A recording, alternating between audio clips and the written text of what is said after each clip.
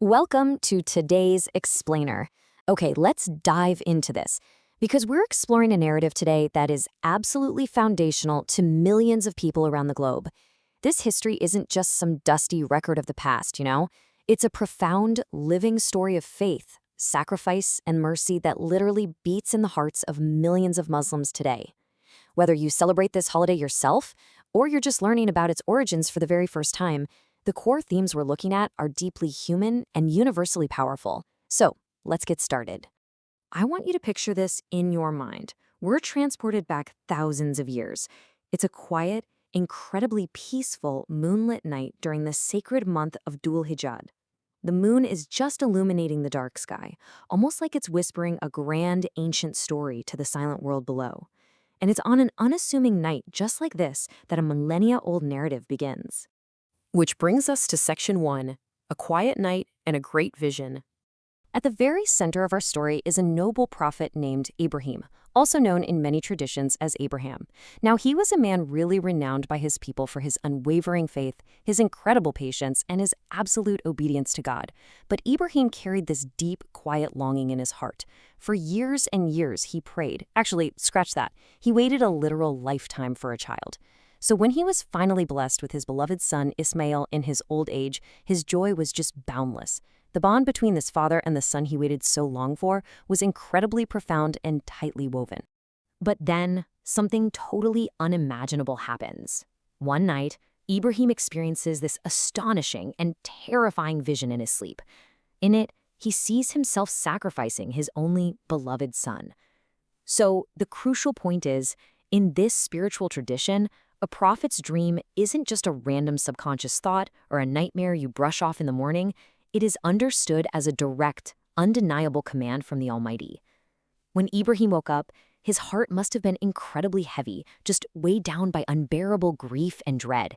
Yet he knew with absolute certainty that this was a divine directive. Moving into Section 2, the difficult test of faith. And I have to warn you, we are about to witness one of the greatest and most agonizing tests of faith in all of human history. Ibrahim goes to his son Ismail. Just imagine the immense, trembling, emotional weight of this moment. A father having to look into the eyes of the child he prayed decades for and deliver this unimaginable news. He asks with a breaking voice, "Oh, my son, I see in a dream that I am sacrificing you, so what do you think?" Notice that he doesn't just force his will upon the boy. He actually involves his son, asking for his perspective in the face of this monumental trial. Put yourself in that young boy's shoes for just a second. How would a child react to hearing this from his protector, his father? Did he fear for his life? Did he break down, cry, and beg his father to reconsider? Did he turn and run away in absolute terror from this terrifying, incomprehensible command? The answer is no. Ismail didn't panic. He didn't flee, and he didn't shed tears of despair. Instead, he answered with this profound, unshakable calmness. He looked back at Ibrahim and said, "Oh, my father, do as you are commanded. You will find me, God willing, among the patient." Now, what's really interesting about this slide is how it highlights the stark contrast of Ismail's calm, faithful, and submissive response. It's a stunning, paradigm-shifting display of faith. It really forces us to reflect on the sheer magnitude of this event. You have the father's absolute obedience on one side and the son's peaceful contentment on the other. It is a staggering moment of unity. A father willing to obey his Lord, even if it means losing what he loves most in the world, and a son surrendering his very life with absolute reassurance. It's two generations, side by side, completely and harmoniously submitting themselves to God's will.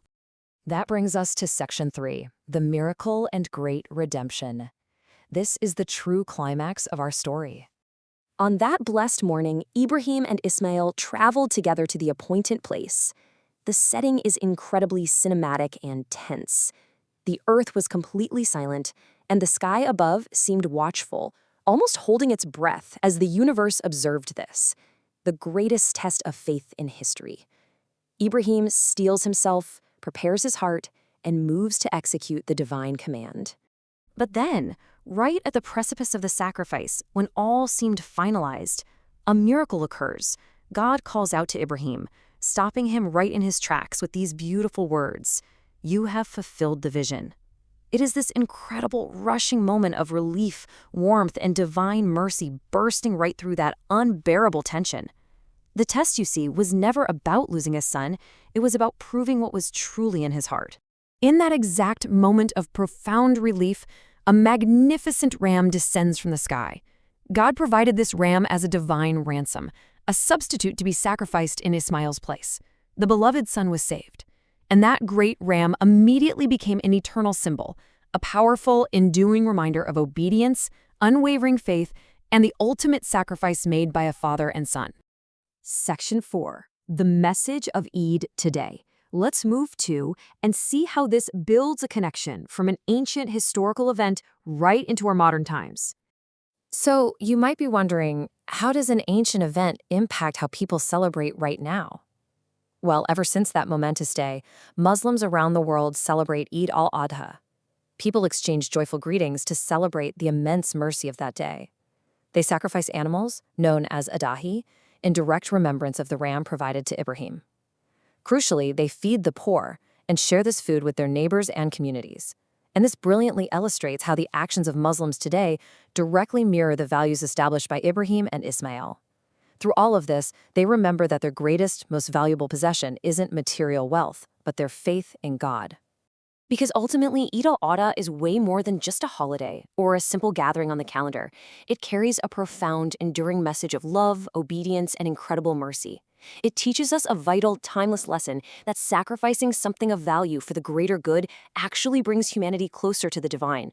It reminds us that having mercy on others and sharing what we have with those in need is truly life's most beautiful and noble act. Which leaves us with this final thought to ponder as we wrap up today's explainer. How can we apply these profound lessons of sacrifice, love, and mercy in our own lives today?